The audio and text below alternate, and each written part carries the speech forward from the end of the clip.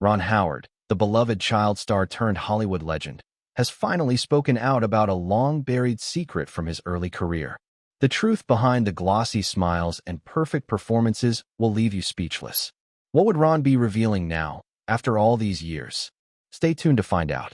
Behind every classic TV show lies a world filled with laughter, tears, and untold stories. Ever wondered what truly happened behind the scenes? While the Andy Griffith Show made millions laugh and feel good, the cast didn't always get along. Could it be true Ron Howard held a secret grudge against a fellow actor during his early days in Hollywood?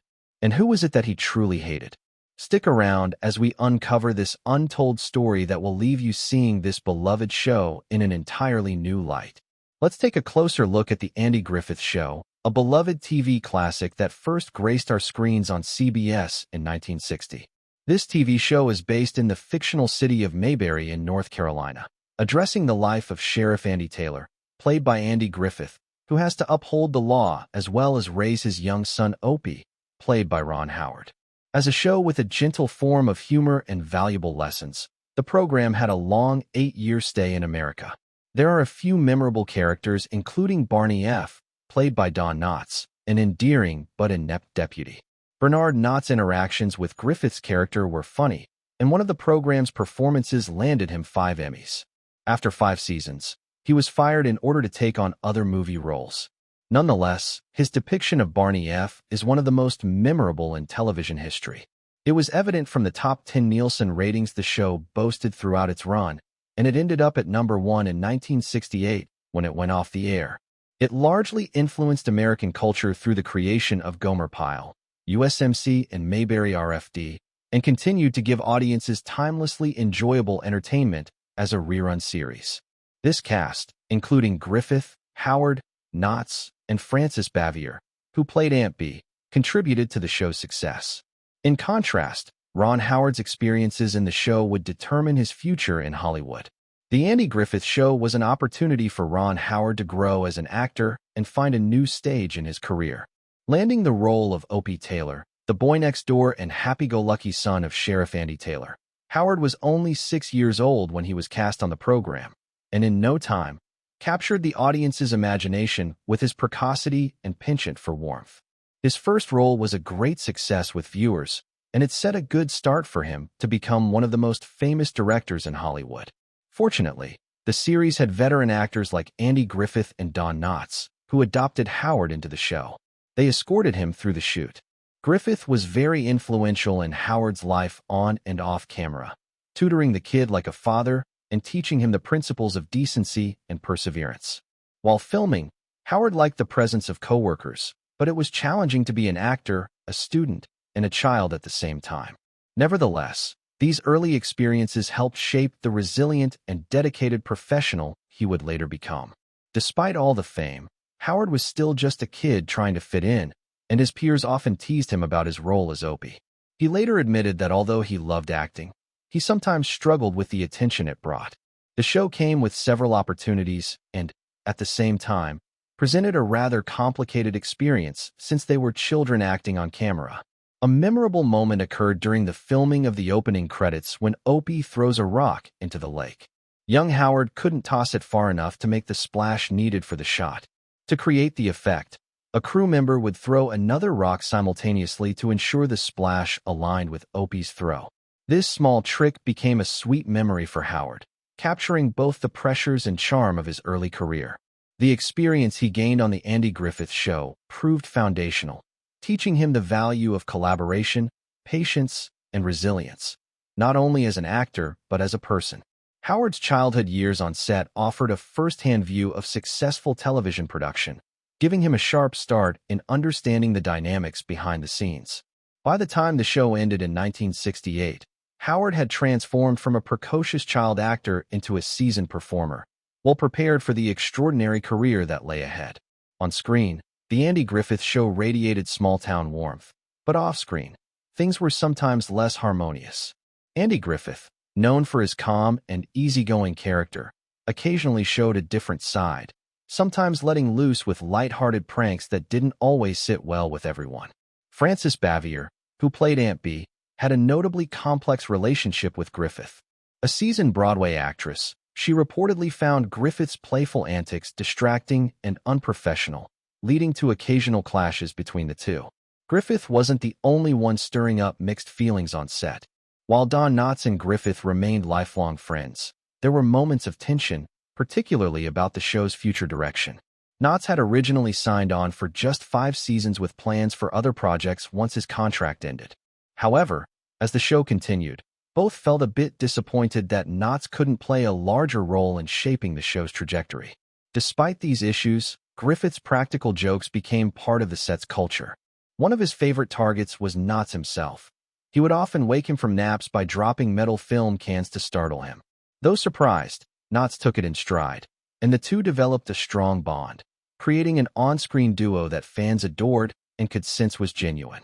Even George "Goober" Lindsay wasn't spared from Griffith's pranks, once waking from a nap to find duck guts strung around his dressing room.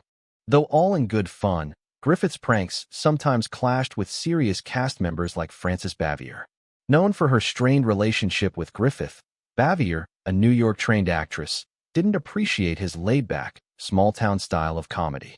Off-screen, their dynamic was far more complicated than it appeared on camera, yet they both maintained professionalism while filming, ensuring that their differences didn't affect their work. Later in life, Bavier offered a heartfelt apology to Griffith, recognizing her role in their tension and seeking to make peace. Ultimately, the cast's professionalism triumphed over any off-screen issues. Nevertheless, with some jots of humor and protests, they helped to develop one of the most loved television shows that is appreciated today. The relations within the show bring up the difficulties of being employed at some place like this. However, the actors' passion can be seen regardless of personal conflicts. The Andy Griffith Show stands as a lasting testament to their commitment and bond. What are your thoughts on the conflicts that arose on set during the Andy Griffith Show? Did they enhance the show's dynamic or detract from the overall experience of working together? A key factor in the Andy Griffith Show's success was the strong bond Andy Griffith shared with his co-stars, especially Ron Howard. Griffith, who played the caring Sheriff Andy Taylor, took on a similar fatherly role with Howard off-screen. Howard, as young Opie, often received guidance and support from Griffith, helping him navigate the challenges of child stardom. Howard has openly expressed his deep respect for Griffith, attributing much of his Hollywood success to Griffith's influence. While this father-son dynamic shone on screen, behind the scenes Griffith sometimes had tense interactions with other cast members, particularly Frances Bavier, who played Aunt Bee. Frances Bavier, a classically trained actress, occasionally found Andy Griffith's playful, lighthearted approach to filming a bit trying. Their personality differences led to occasional friction, though both maintained professionalism throughout the show's run. It is said that many years later, Bavier contacted Griffith to ask him forgiveness for the rivalry between them during the shootings.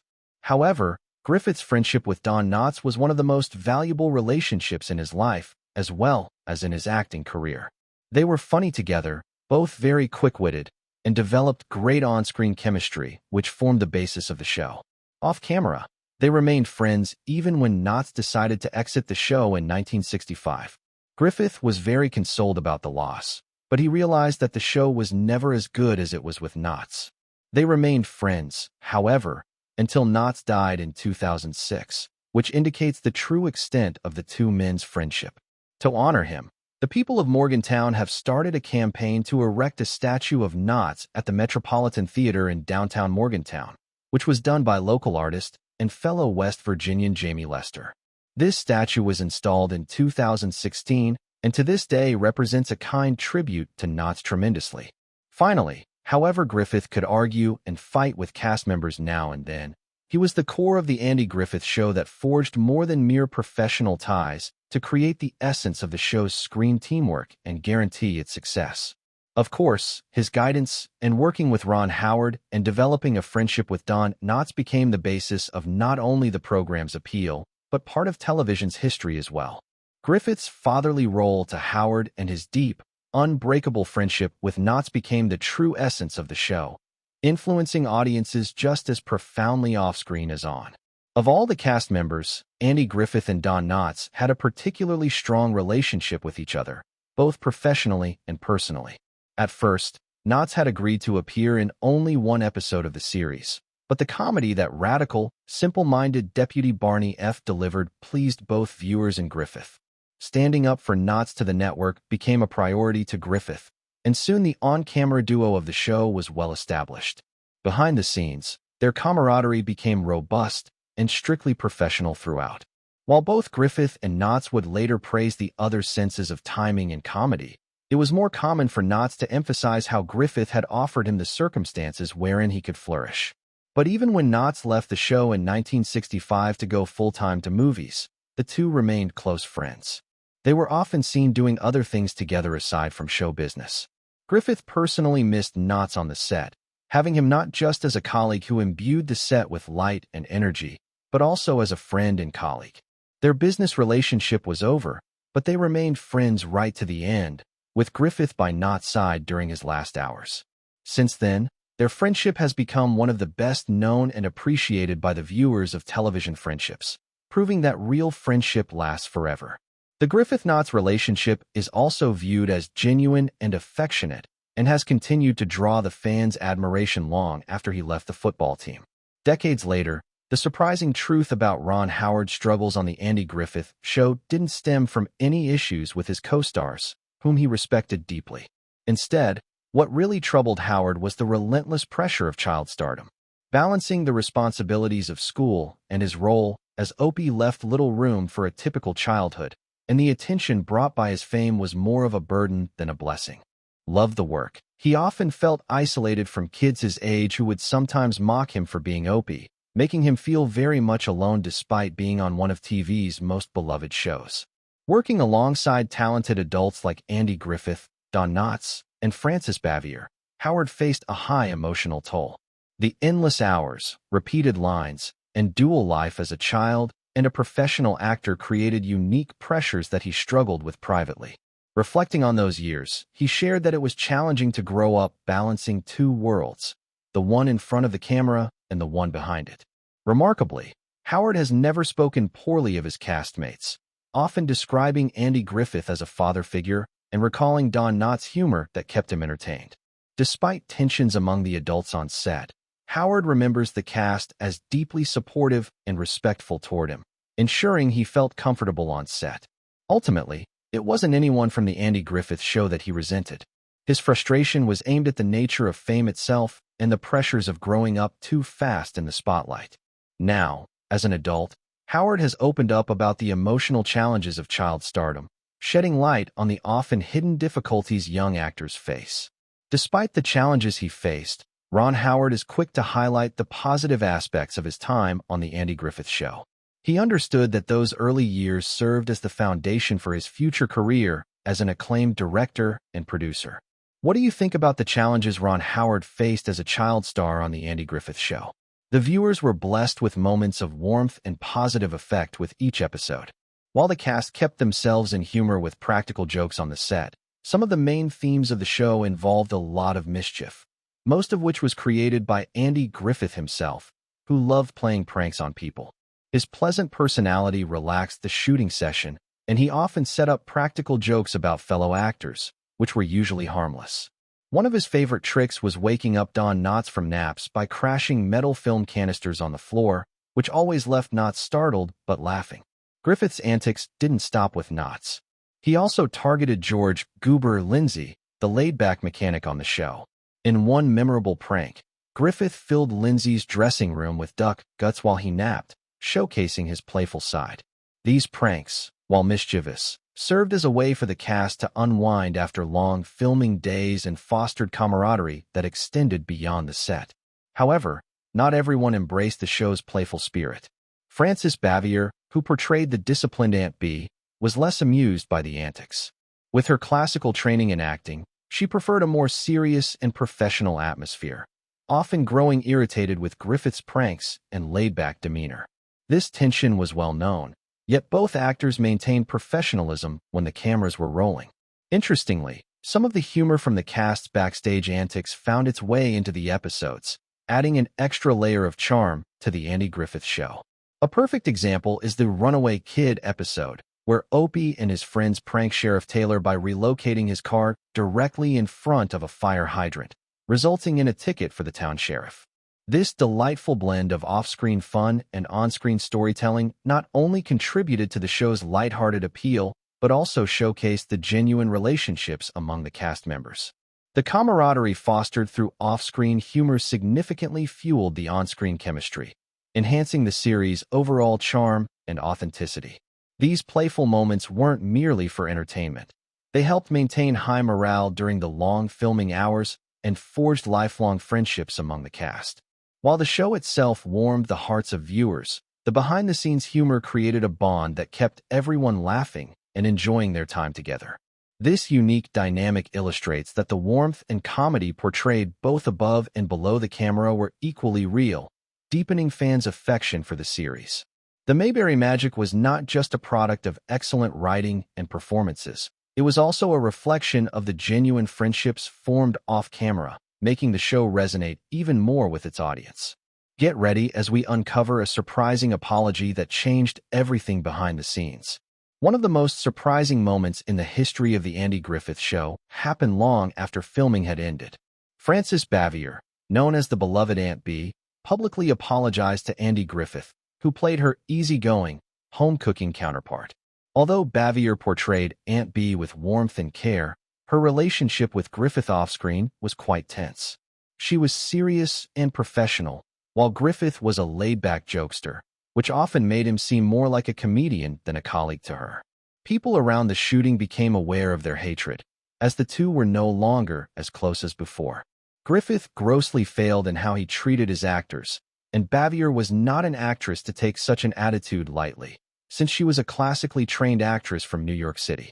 As time passed, the tension between them built up because she could not stand his slacker attitude anymore.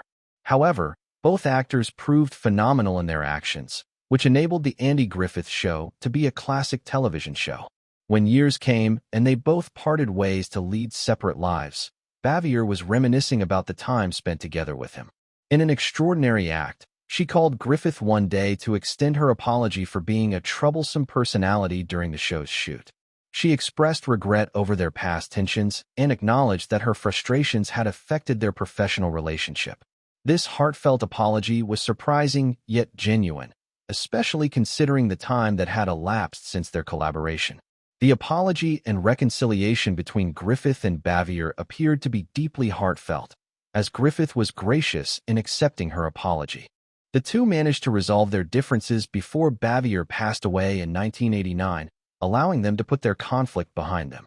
This reconciliation brought peace to both stars, healing old wounds and revitalizing their connection.